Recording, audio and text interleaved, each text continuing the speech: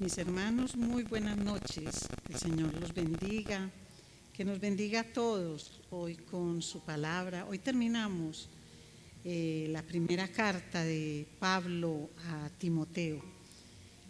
14 predicaciones en las cuales nos fuimos versículo tras versículo mirando el sabio consejo del Señor para todos nosotros. Y Pablo hoy nos trae un tema que siempre es desafiante, y es el tema de los ricos. Y cuando nosotros hablamos de los ricos de este siglo, ¿qué se viene a nuestra mente? ¿O quiénes se vienen a nuestra mente? Esos deportistas que nos asombran con esas cifras gigantescas que ganan, los influencers que tienen unas facturaciones enormes, artistas que llenan estadios y también llenan sus chequeras, empresarios que conocemos con empresas gigantescas, multinacionales. Entonces, todo ese es el concepto que nosotros tenemos de los ricos de este siglo.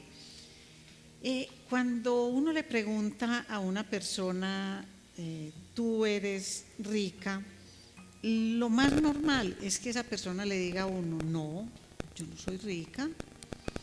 ¿Y qué es lo que lleva a la persona a decir yo no soy rica? Mire, si la persona, supongamos, gana 3 salarios mínimos, entonces rica es la que se gana 15 o 20 salarios mínimos.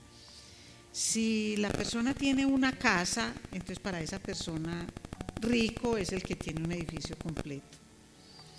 Si tiene un carro, entonces rico es el que acaba de comprarse el último modelo. Y así sucesivamente. Es decir, la persona no reconoce que es rica. Y mire qué cosa tan contradictoria. Cuando fue escrita esta palabra, hablaba de los ricos de este siglo. Y los ricos de este siglo, del siglo de Pablo, por ricos que fueran, no tenían electricidad, las comunicaciones. Miren, en el tema de la salud, no lo tenían como lo tenemos hoy. No hablo de personas enfermas o saludables, sino de los recursos médicos a disposición de las personas. La penicilina, la anestesia, cirugías a corazón abierto, es decir, cantidades de cosas que antes no habían.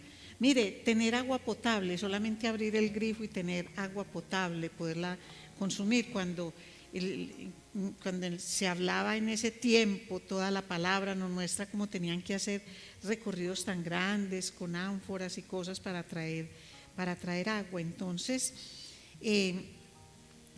son conceptos que van cambiando muchísimo. Pero cuando nosotros miramos lo que es la perspectiva bíblica de la riqueza, entonces, a medida que uno va leyendo las escrituras, una persona rica no es solamente aquella que tiene una fortuna extraordinaria, no. Y de hecho, en la Biblia hay muchos ricos: Job, Abraham, todos ellos fueron muy ricos, David. Entonces no se habla de ricos como el rico es el malo, el perverso, el que no debe existir. No. Esos son ideas de las personas, pero no son las ideas de Dios. En la Biblia se habla de rico como aquel que posee, rico, el que posee así sea un poco más de lo necesario y que puede administrar eso que posee, que tiene inclusive la capacidad de ahorrar, porque es que ahorra el que cubre sus necesidades y le queda un poquito. No digo el que cubre sus gustos, sus preferencias, no, eso es diferente, porque en ese aspecto a nadie le sobra, y mucho menos para ahorrar. Entonces, esa posibilidad que Dios le da a la persona que cubre sus necesidades y que puede compartir con otros, ayudar con otros, y que en medio de todo esto puede disfrutar de ciertas comodidades. Eso es lo que vemos en todo el contexto bíblico como una persona rica.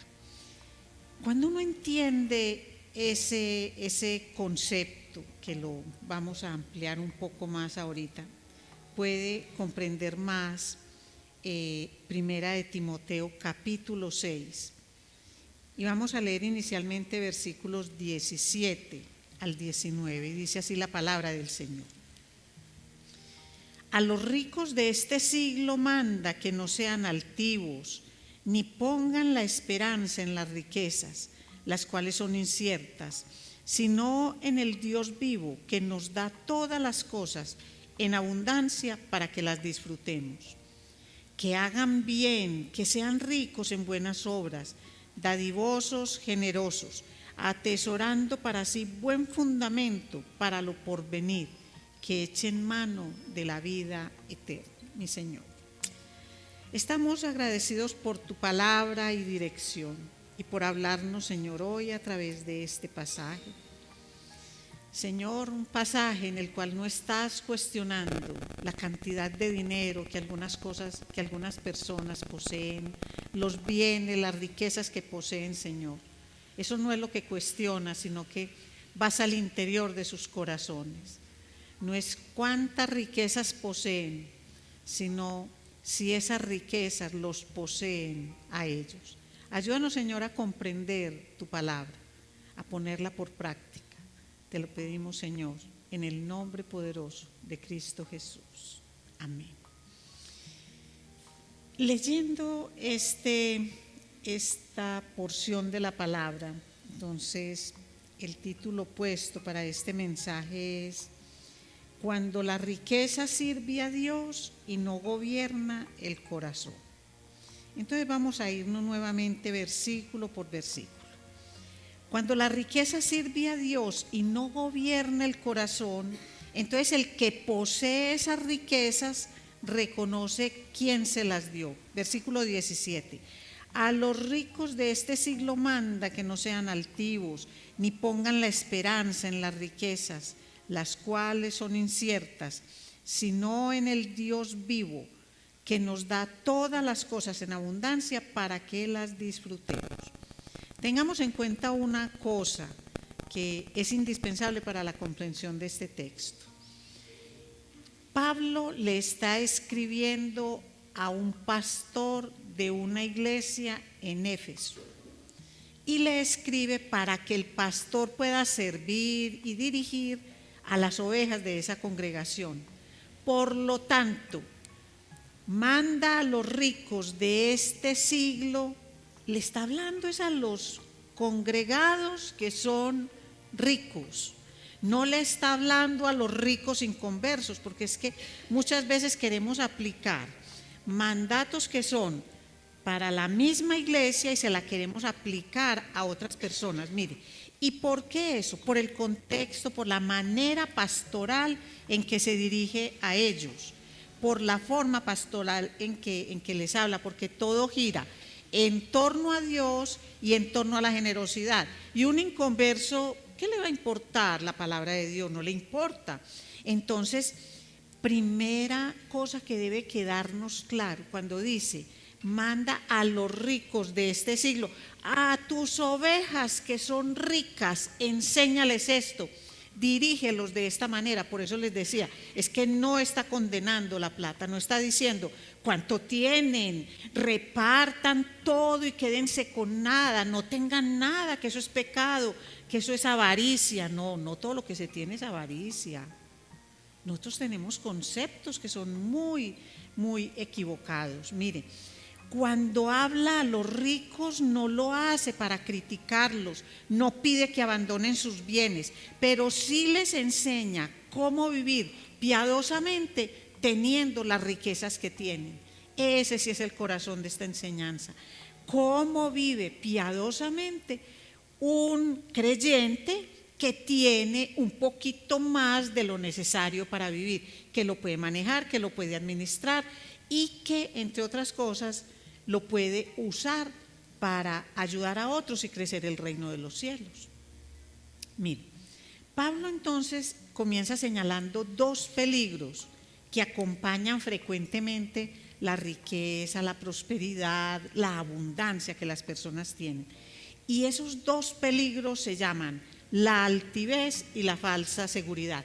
¿Por qué la altivez?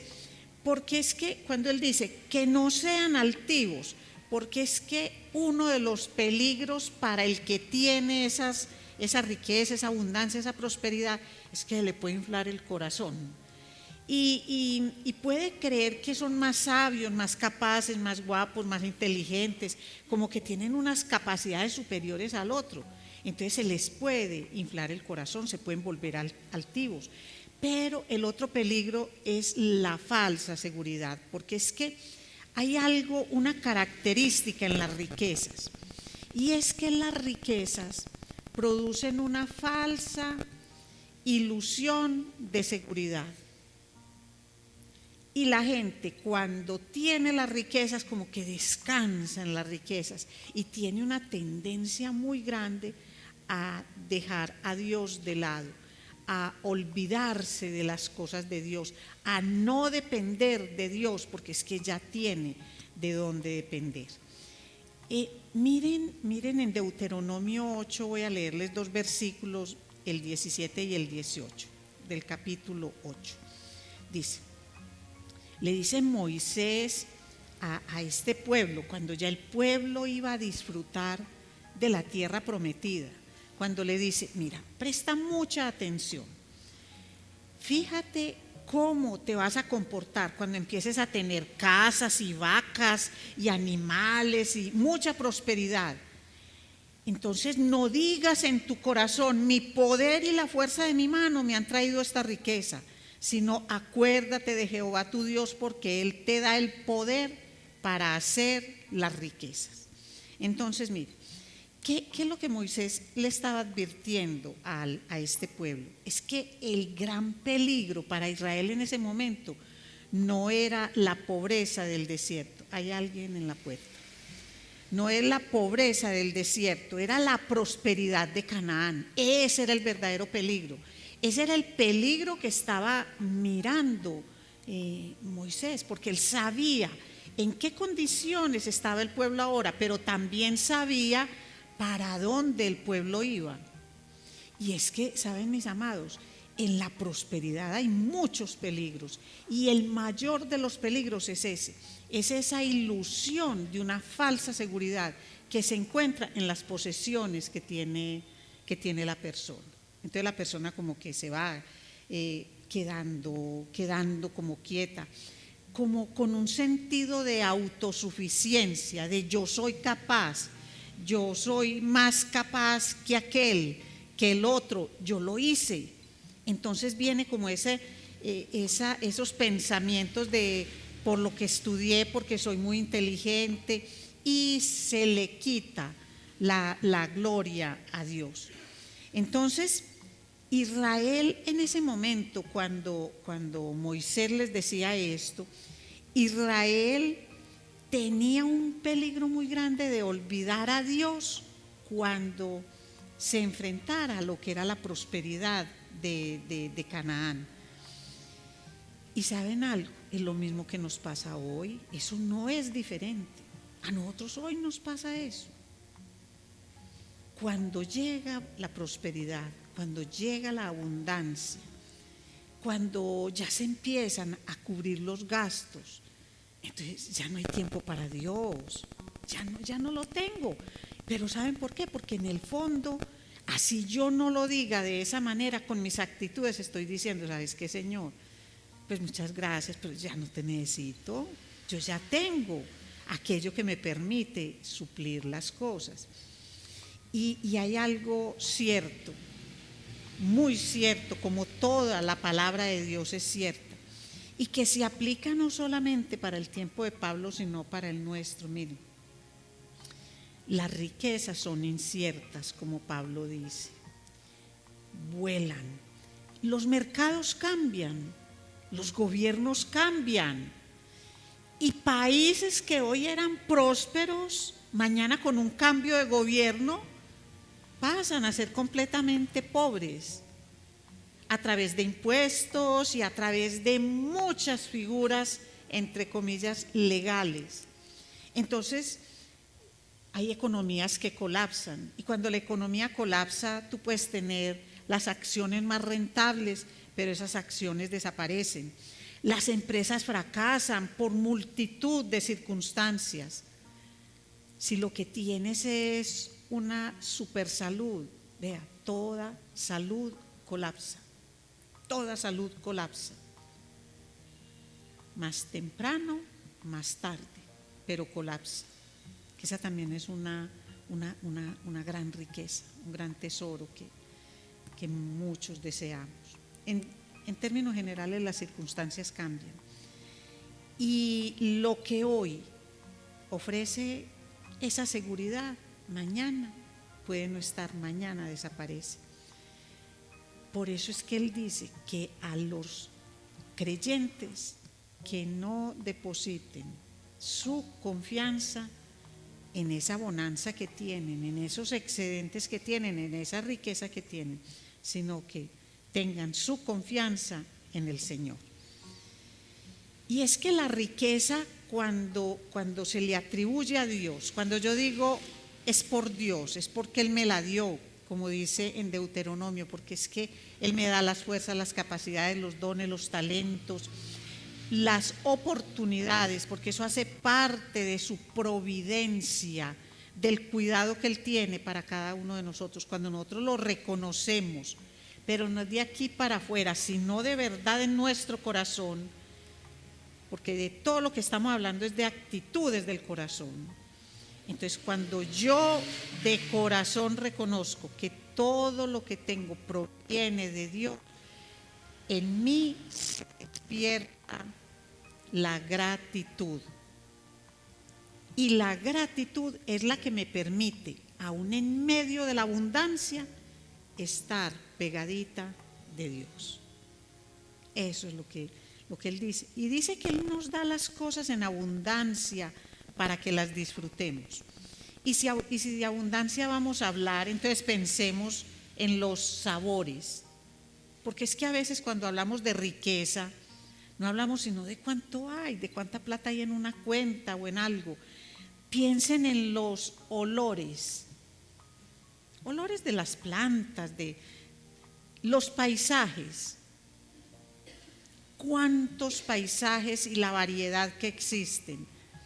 Las amistades, las familias, los hermanos de la congregación, todos tan diferentes, pero hijos de un mismo Padre. En todo eso nos da todas las cosas en abundancia para que las disfrutemos, todas. Pero ¿qué es lo que debemos hacer? Primero, no sentir culpa por disfrutar las bendiciones que Dios nos da.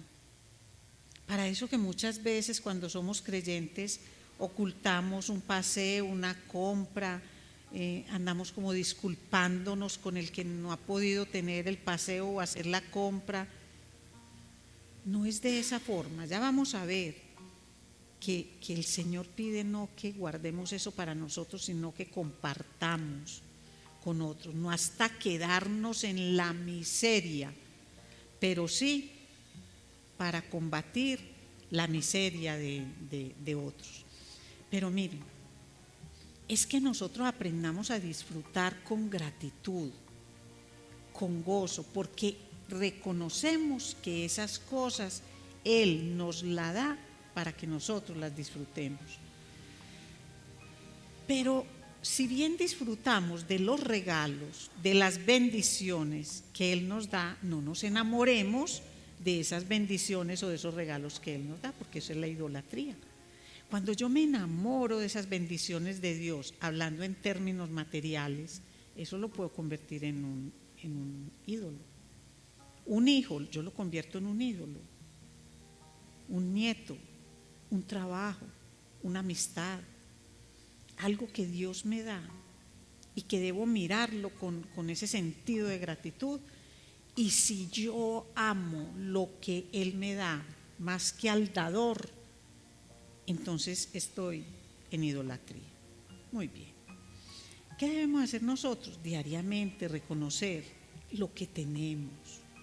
Reconozcamos lo que tenemos y de dónde efectivamente proviene para que despertemos en nosotros esa gratitud. Miremos otra parte. Cuando la riqueza, la prosperidad, la abundancia sirve a Dios y no gobierna el corazón, entonces el que posee esa riqueza, esa abundancia, utiliza todo esto para bendecir a otros. Verso 18, que hagan bien.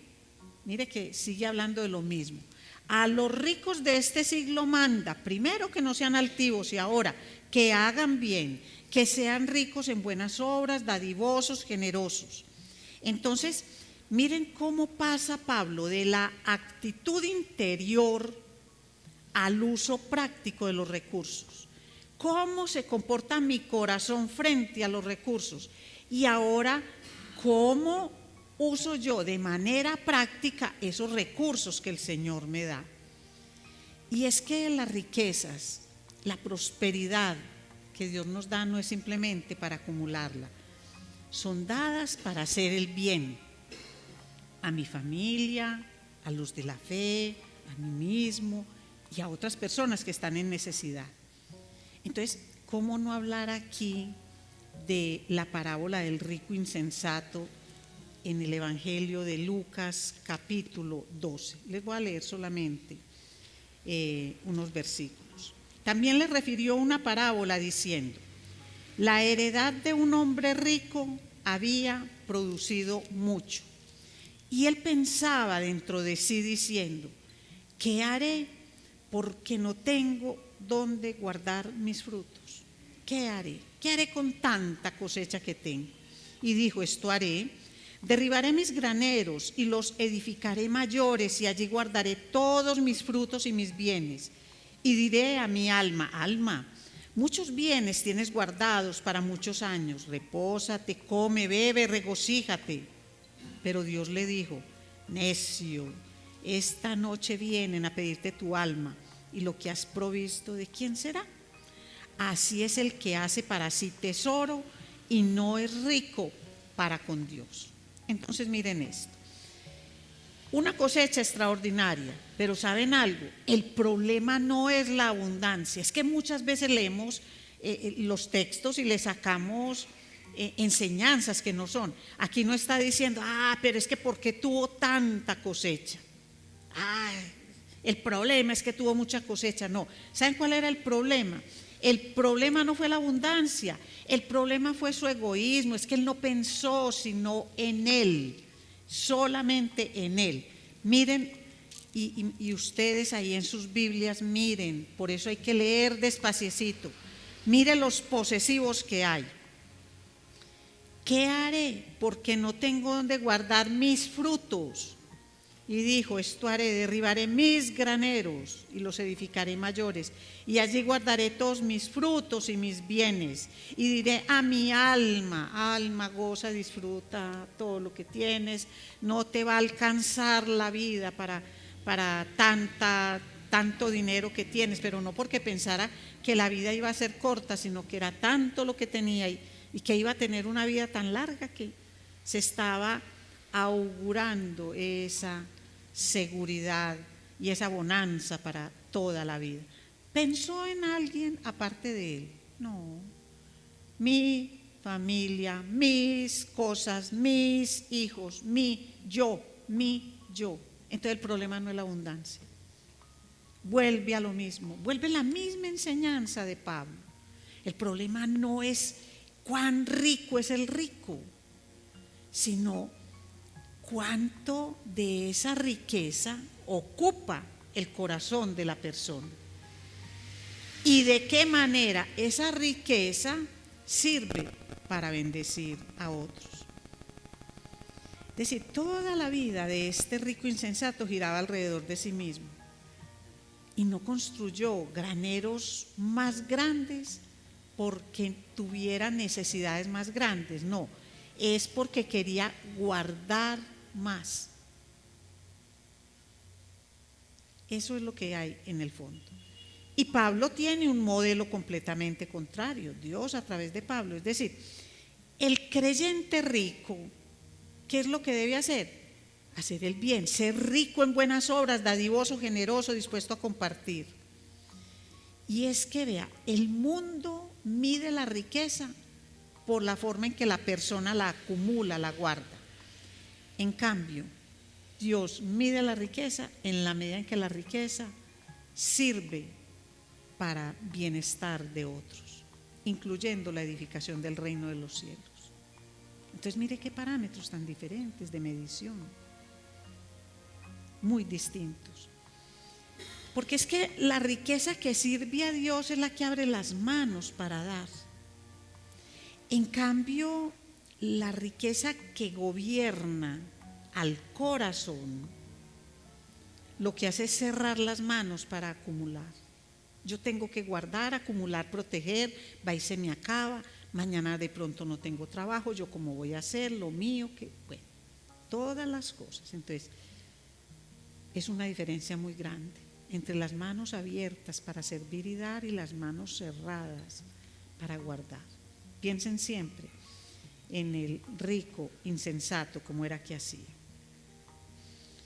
Cuando la riqueza sirve a Dios y no gobierna el corazón, entonces el que posee esas riquezas invierte en lo que permanece para siempre.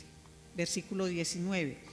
Atesorando para sí buen fundamento para lo porvenir, que eche en mano de la vida eterna. Y aquí Pablo vuelve a un tema que ha recorrido todo este capítulo.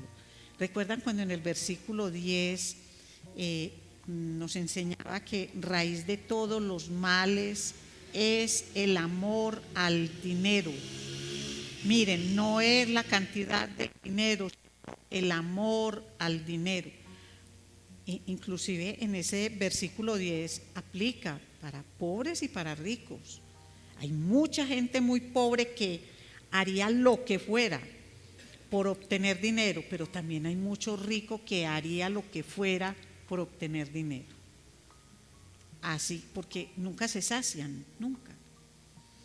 Entonces, sabemos que Pablo nunca ha dicho que la cantidad de dinero es la raíz de todos los males. No, es el amor a ese dinero. Porque cuando me enamoro del dinero, levanto un ídolo. Y eso es algo que va en contra de Dios, eso es pecado, eso me separa del Señor. Y miren en esta parte donde dice que echen mano de la vida eterna. Mucho cuidado con eso. Pablo no está diciendo que entonces le den a los pobres y a los necesitados y den ofrendas en su iglesia para que echen mano de la vida eterna. No, es que no está hablando de la salvación. La salvación no se compra. Puedes diezmar todo lo que quieras, sostener solito la iglesia enterita y eso no te da preferencia delante del Señor. Eso no es lo que salva, no es eso. Puedes hacer todas las obras de misericordia que quieras y no por eso vas a obtener la salvación. De lo que habla es, vea, ustedes los creyentes ricos con su dinero ayuden a otros, ayuden a construir el reino de los cielos, a personas que están en necesidad, sean generosos, dadivosos, ayuden. Vivan ahora a la luz de la vida eterna. Eso es, vivan en medio de todas las riquezas que tienen, que son una bendición de Dios, vivan a la luz de la vida eterna. Es decir, no se conformen con una vida superficial, no se conformen con estar mirando el extracto bancario y contemplando todas las cosas que tienen tan hermosas, sea lo que sea que la persona tenga para medir como su nivel de prosperidad o de riqueza. Hay gente que acumula cosas que uno ni le pasa pues por la cabeza, invierten en eso, entonces no hay que ir contemplando eso, porque es que eso es tener la mirada en las cosas que son superficiales. No se dejen atrapar por las ilusiones del mundo, esas ilusiones que son compradas con la abundancia que tienen, con las riquezas que tienen. Aprovechen la vida verdadera, que es la vida eterna. Eso es lo que tienen que hacer. Hagan las cosas en esta vida, cosas que tengan un significado eterno. Entonces, el Señor Jesús tiene otra forma de decirlo, como por si nos queda alguna duda. Ustedes saben que la Biblia explica la Biblia misma y que no hay ningún aspecto que uno sea capaz de cubrir en 40 minutos de predicación, ni en toda una vida de estudio realmente.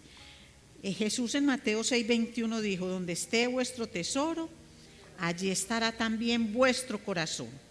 Entonces, si un creyente que tiene una bonanza entiende que las riquezas materiales y todo eso son temporales, entonces no se va a enamorar de ellas, porque va a entender que las inversiones espirituales tienen fruto para la vida eterna, tienen fruto para la vida eterna.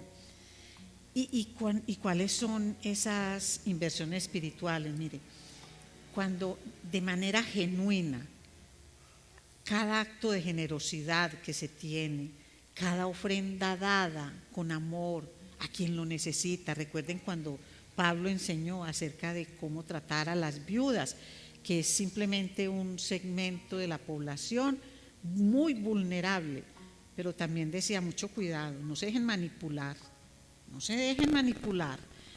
Miren, asignen los recursos a quien efectivamente los necesite. Entonces, cada que hay un acto generoso, una ofrenda dada con amor, una necesidad suplida a quien realmente tiene esa necesidad, entonces eso son esas inversiones espirituales, esas que el Señor dice que invierte en las cosas que trascienden, no en las que se quedan aquí, que se corrompen, se dañan, se van todas deteriorando. Y reconocer que todo avance para el reino y que ese avance se da por el apoyo de una persona tiene un valor para la vida eterna. Porque muchas veces nosotros no vemos de una vez en que estamos apoyando, pero el Señor sí ve, el Señor ve el apoyo que a otros se les puede brindar. Y miren esto. La riqueza sirve a Dios cuando esa riqueza es una herramienta para servir, un medio para servir. Pero cuando la riqueza gobierna el corazón, amarra al corazón, entonces se convierte en un tesoro, y ese tesoro es el que la persona quiere guardar. Por eso es que no comparte, por eso es que no ayuda, por eso es que no entrega, por eso se le dificulta tanto dar a otros. Y lo que está diciendo Pablo aquí, lo que le está enseñando a Timoteo, es que lleve a las personas a pensar en frutos para la vida eterna, en frutos que trasciendan este plano terrenal y que sus frutos se vean en la vida eterna. Pero mire cómo hace la despedida en los versos 20 y 21. Y Pablo, ahorita que se despide de Timoteo, no lo hace sin antes recordarle que el que ama a Dios guarda el tesoro más valioso de todos los tesoros. Oh Timoteo, guarda lo que se te ha encomendado, evitando las profanas pláticas sobre cosas vanas y los argumentos de la falsamente llamada ciencia, la cual, profesando algunos, se desviaron de la fe. La gracia sea contigo. Amén. Entonces, mire lo que él dice. Él lo que hace es dejar ahí el tema de la riqueza. Cuando uno lee eso, uno dice: ve, pero ¿por qué estará esto aquí? ¿Por qué como este cambio tan brusco? es que Pablo termina con lo mismo que inició la carta. Por eso, después de hablar de la riqueza, las posesiones, la generosidad, le dice: Timoteo, es que recuerda lo más valioso, el evangelio, la fe apostólica, la verdad de Cristo. Recuerda que las riquezas se pueden perder, pero la verdad de Cristo debe guardarse, esa no se pierde. Las riquezas son temporales, pero el evangelio es eterno. Así que debes protegerlo. Y vuelve con el tema que fue muy recurrente en toda esta carta. Defiende la verdad del evangelio de los falsos maestros, pero evita discusiones vacías. Por Dios, no pierdas el tiempo con el que has de edificar a tu congregación, no lo pierdas discutiendo con el que no está de acuerdo, ni cómo hablas, ni cómo te vistes, ni cómo te paras, ni cómo miras. No te desgastes en esas cosas, en asuntos de gramática, semántica y todo eso. No te desgastes en cosas vanas. Piensa en la centralidad del evangelio. Entonces, miren la forma tan hermosa como este pastor conduce a este otro joven pastor para que sirva, para que enseñe, para que pastoree en una iglesia compleja, una iglesia que se levantó en medio de una comunidad pagana, y que muchas de esas cosas que se practican allá afuera, que las practicaban las mismas personas que un día dieron un paso hacia acá y dijeron: primero yo quiero creer, y después es que yo creo en Cristo. Bueno, ya que crees en Cristo, vive como quien tiene la identidad de Cristo. ¿Qué debe hacer el verdadero creyente? Reconocer la centralidad del evangelio, vivir conforme a como ella vive y convertirse en un defensor del evangelio en medio de un mundo que está lleno de ofertas, distracciones, mentiras, engaños, cantidades de cosas que nos hacen creer que ese es el mundo real, pero que nos alejan de la realidad de Dios. Vamos a darle gracias al Señor por esta carta, por este estudio. Señor, concédenos, Padre, la gracia de poner en práctica todo lo que hemos leído y aprendido en esta primera carta de Pablo a Timoteo.